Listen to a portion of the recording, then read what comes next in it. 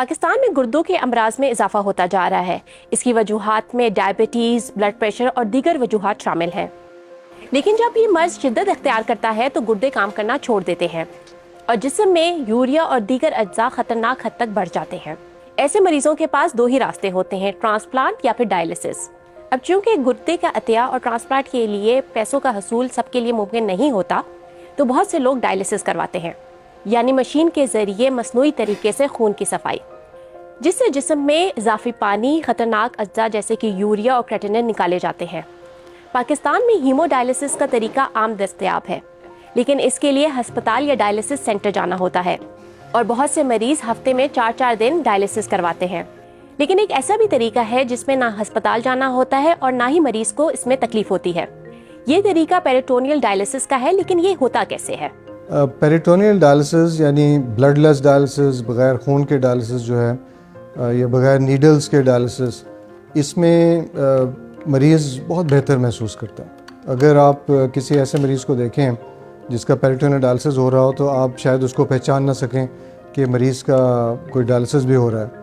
हमने एक ऐसे मरीज से बात की जो खुदकार मशीन से अपना घर में ही डायलिसिस करते हैं और साथ ही साथ मुलाजमत भी करते हैं। 6 माह से घर पे डायलिसिस कर रहे हैं।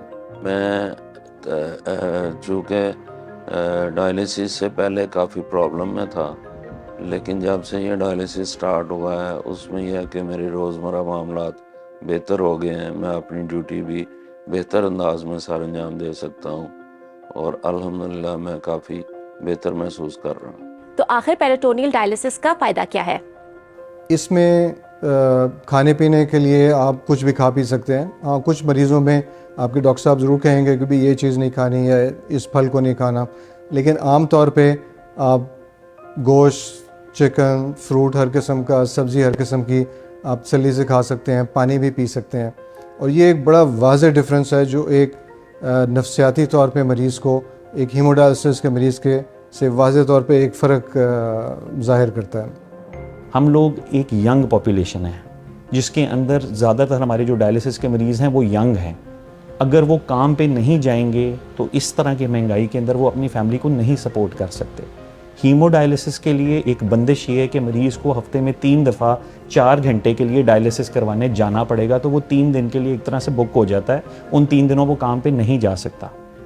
पेरिटोनियल डायलिसिस के लिए ऑफ कोर्स ये फ़ायदे हैं कि जी ये एक कन्वीनियंट वे है, घर पे किया जाता है, उस अपने स्केड्यूल के हिसाब से किया जाता है।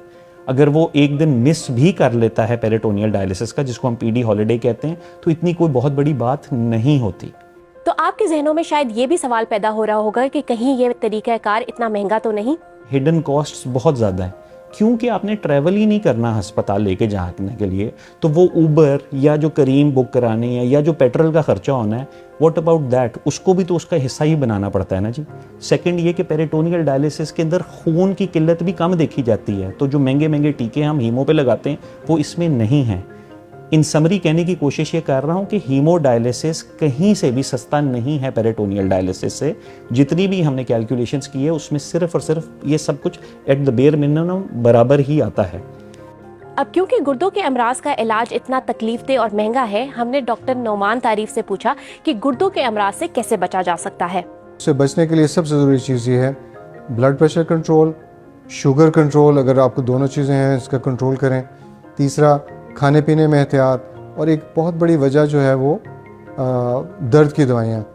और आम तौर पे बहुत सारे लोगों को देखा गया है कि दर्द की दवाइयाँ खाते रहते हैं, ज़रा से कुछ हुआ तो फ़ौरन दर्द की दवाई खा ली और खाते रहे और पता भी नहीं चला और ऐसा ऐसा गुर्दे ख़राब हो गए। अगर आपको या आपके किसी जानने वाले को डायलिसिस की ज़रूरत है तो कोई भी तरीक़ाकार डॉक्टर के मशवरे के बगैर नहीं अपनाएं।